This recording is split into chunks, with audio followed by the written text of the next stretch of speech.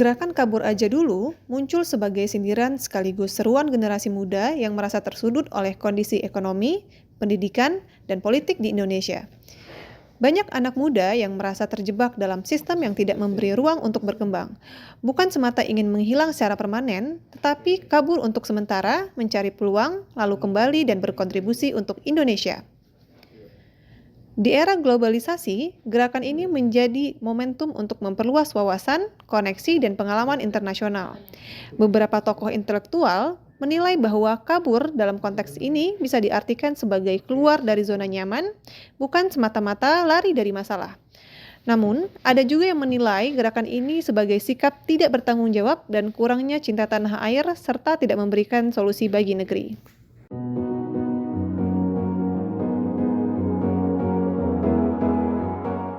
Fenomena kabur aja dulu ini merupakan strategi untuk mengembangkan diri bagi anak-anak muda di Indonesia dengan cara belajar di luar negeri atau bekerja di luar negeri.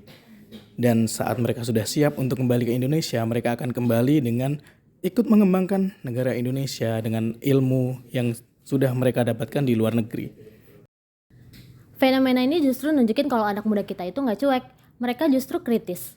Mereka justru gelisah dengan kondisi Indonesia sekarang, dari sektor ekonomi, pendidikan, dan juga politik.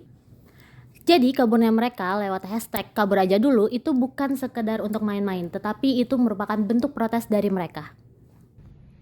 Tapi jangan salah, walaupun kata-katanya kabur, kita juga tetap bisa kok mengharumkan nama Indonesia di luar negeri sebagai diaspora yang memperkenalkan budaya Indonesia dan mengenalkan stereotip positif Indonesia di negara lain. Contohnya orang India, mereka terkenal di luar negeri sebagai SDM yang unggul di bidang IT dan berhasil menduduki posisi-posisi strategis di perusahaan asing. Dan ada yang lain, yaitu orang Cina. Mereka sangat terkenal di luar negeri sebagai individu yang unggul di bidang sains. Jadi, apa salahnya menjadi diaspora dan memperkenalkan nama Indonesia di kancah internasional? Kalian tahu nggak sih, kalau dulu orang tuh kritik lewat demo di depan Istana Negara atau di mana gitu, kayak di depan ruang DPR. Tapi sekarang seiring dengan berkembangnya teknologi, orang-orang terutama Gen Z, mungkin ya Gen Z atau milenial, mereka menggunakan sosial media sebagai wadah untuk menyampaikan aspirasi mereka. Mereka mengaspirasikan keresahan mereka melalui sosial media dengan tagar kabur aja dulu. Itu merupakan salah satu sindiran halus karena ya kita tahu aja sih kayak kita sekarang makin dibungkam oleh siapa ya, we don't know. Kabur aja dulu bukan cuma sekedar tulisan di media sosial, tapi ini juga jadi peringatan buat pemerintah. Kenapa tuh? Karena kalau banyak anak muda yang kabur, berarti ada yang salah nggak sih sama pemerintah di Indonesia? Jadi ini bukan hanya sekedar tulisan, tapi bisa jadi evaluasi bagi pemerintahan Indonesia.